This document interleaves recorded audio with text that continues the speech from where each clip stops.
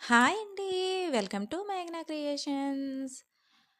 మీషోలో ఒక ఆర్డర్ పెట్టుకున్నానండి. చెప్పాను కదా లాస్ట్ వీడియోస్‌లో చాలా సార్లు వంటగదిలో లైటింగ్ చాలా తక్కువుంది అని. దానికోసమే ఈ ప్రోడక్ట్ ఆర్డర్ పెట్టుకున్నానండి. స్టాండ్ వస్తది కదా రింగ్ లైట్‌తో పాటు అది. నాకిది 500 చేంజ్ పడింది. ఎవరికైనా కావాలంటే చెప్పండి. లింక్ షేర్ చేస్తాను నేను.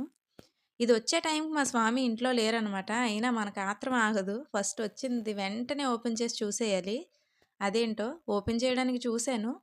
కొంచెం అది ఎంత హైట్ వస్తదో చూద్దామని చెప్పి చూసానంతే. తర్వాత నాకు నా సంగతి బాగా తెలుసు.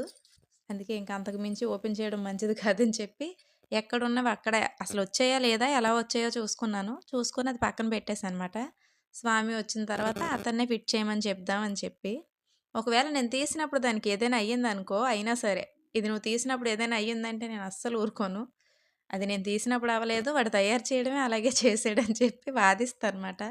నాలాగా మీలో ఎంతమందున్నారో ఉంటే నాకు కామెంట్ చేయండి. చిన్నది సందుకల రాయి కొన్నానని చెప్పి అదిగోండి అదే అది. రూ. 130 పడింది నాకు. బెస్ట్ ప్రైజే అనిపిచ్చింది. క్వాలిటీ కూడా బానే ఉంది.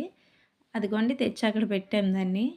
వంటగదంతా ఇలా ఉంది. ఇప్పుడు గిన్నెలు తోముకుందాం ఫస్ట్ అని చెప్పి గిన్నెలు తోమేస్తూ ఓ పక్క వంట కూడా చేసేద్దామని అనుకుంటున్నాను.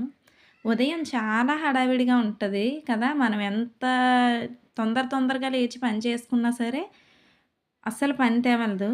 పొద్దున్నే ఇంత పని చేస్తున్నప్పుడు మిమ్మల్ని బాగా ఇరిటేట్ చేసే విషయం ఏదైనా ఉందా? ఉంటే నాకు కామెంట్ చేయండి. నన్ను ఇరిటేట్ చేసే విషయం ఏంటో తెలుసా? స్టవ్ ఖాళీ లేదని చుట్టూ పనులు చేస్తున్నప్పుడు టీ పెట్టు అని ఓ వాయిస్ వస్తది కదా బ్యాక్‌గ్రౌండ్‌లో. అదే.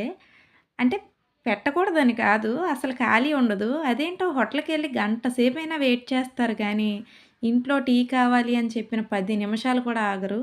అదెందుకో నాకర్థం కాదు. మీలో ఎవరికైనా అర్థమైతే నాకు కామెంట్ చేయండి. ఆ ఒక్క విషయంలో ఈ కంగారులో టీ పెట్టాలి అంటే స్టవ్ ఖాళీ ఉండాలి కదా! అని చెప్పి అనిపిస్తది. ప్రతిసారి నన్ను ఇరిటేట్ చేసే విషయం అయితే అదే. కానీ ఒక్కొక్కసారి సర్లే ఎందుకని వదిలేస్తాను. ఒక్కోసారి అరుస్తాను. ఏముందిలెండి. కోపం అంతా ఎలా చూపిచ్చాలో తెలియక ఇలా కూరగాయల మీద, గిన్నెల మీద చూపిస్తాను. నేనే కాదు ఆల్మోస్ట్ ఆడోళ్ళందరూ ఇంతే అనుకుంటా. ఇంకా తట్టుకోలేకపోతే కొంచెం అరవడం, సాయంత్రం ఏమీ తెలియనట్టు, అసలేమీ జరగనట్టు మాట్లాడుకోవడం. అంతే కదా! నా రొటీన్ కూడా ఇంతే. ఈరోజు బెండకాయ ఫ్రై చేస్తున్నాననమాట. అన్నం ఆల్రెడీ వండేసాను. చారు కూడా పెట్టేసాను. అటుపక్క పొయ్యి మీద మా మరిది ఇడుముళ్ళయ్యాయని చెప్పాను కదా! అందుకే పరమాన్నం కోసం అని చెప్పి కుక్కర్‌లో రైస్ పెట్టేసాను.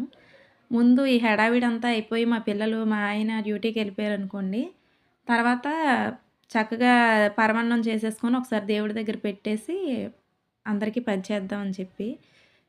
ఎంత హడావిడిగా ఉంటదో అసలు ఉదయం పూట్ల. ఈ వంట చేసే టైంలోనే అమ్మ నాకు జడెయ్యి, నాకు జడెయ్యి అంటూనే ఉంటారు పిల్లలు. ఆళ్ళకి కూడా జడలెయ్యాలి కదా! పొయ్యి మీద ఇలా కూరేసేసి ఎళ్లి ఆళ్ళకి జడలు కూడా యేసొచ్చేసి క్యారేజ్ కట్టేసి పంపించేయడమే ఎక్కడోళ్ళని అక్కడికి. నేను వీడియో రికార్డ్ అవుతుందనుకోని మొత్తం అంతా తీశానండి. కానీ ఎందుకో అసలు స్టోరేజ్ ఎక్కువైపోయి వీడియో రికార్డ్ అవ్వలేదు. ఈ వంట చేసి క్యారేజ్‌లు కట్టేంత వరకు రికార్డ్ అయింది. తర్వాత అసలు రికార్డ్ అవ్వలేదు. నేను చూసుకోలేదసలు.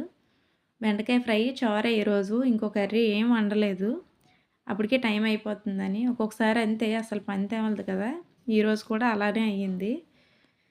క్యారేజీలు కట్టేస్తున్నానింకా. వంటయిపోయింది. పిల్లలకి, మా ఆయన గారికి కూడా కట్టేస్తున్నాను. మొత్తం ముగ్గురు ఈరోజు ఒకసారి ఎళ్ళిపోతారట. అందుకే కొంచెం కంగారుగా క్యారేజ్ కట్టేస్తున్నాను. క్యారేజ్ కట్టేస్తే ఇంక నా పని అయిపోయినట్టే. అంతేనండి ఇంక ఈ వీడియో. నచ్చితే లైక్ చేయండి. ఇంతవరకు ఎవరైనా సబ్స్క్రైబ్ చేసుకోకపోతే సబ్స్క్రైబ్ చేసుకోండి. ఉంటాను. బాయ్.